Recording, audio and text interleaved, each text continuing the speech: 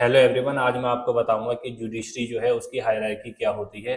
जो district level से supreme court level तक होता है वो सब मैं आपको जो है वो इजी लैंग्वेज में बताऊंगा।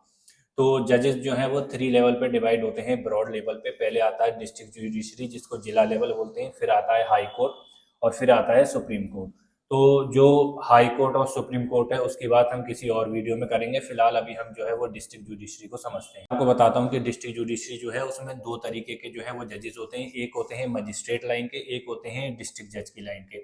हालांकि होते ये दोनों ही जजेस हैं। तो जो मजिस्ट्रेट जो होते हैं वो कितने तरीके के होते हैं, तो जुडिशियल मजिस्ट्रेट सेकंड क्लास होता है। फिर उसके ऊपर आप जाएंगे, जब प्रमोशन होगा तो जुडिशियल मजिस्ट्रेट फर्स्ट क्लास होता है। फिर आप उसके ऊपर जाएंगे तो वो सीजीएम होता है। और जो सीजीएम होता है वो इन सब जो जो मजिस्ट्रेट होते हैं इनका हेड होता है। तो डिस्ट्रिक्ट जजेस में आते हैं, पहले आते हैं असिस्टेंट सेशन जज, फिर आते हैं एडिशनल सेशन जज, फिर आते हैं डिस्ट्रिक्ट जज।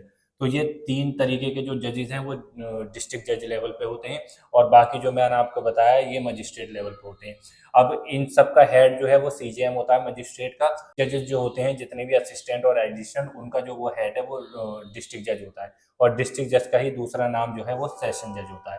तो अब ये मैंने आपको बता दिया इजी लैंग्वेज में। अगर आप एग्जाम देते हैं कोई भी पीसीएच जे, जैसे यूपी पीसीएच जे हो गया, उत्तराखंड पीसीएच जे हो गया, तो आपका selection judicial magistrate second class से होगा। फिर आप प्रमोशन होकर फर्स्ट क्लास बनेंगे, फिर सीजीएम बनेंगे, फिर एडीजे बनेंगे, फिर डीजे बनेंगे।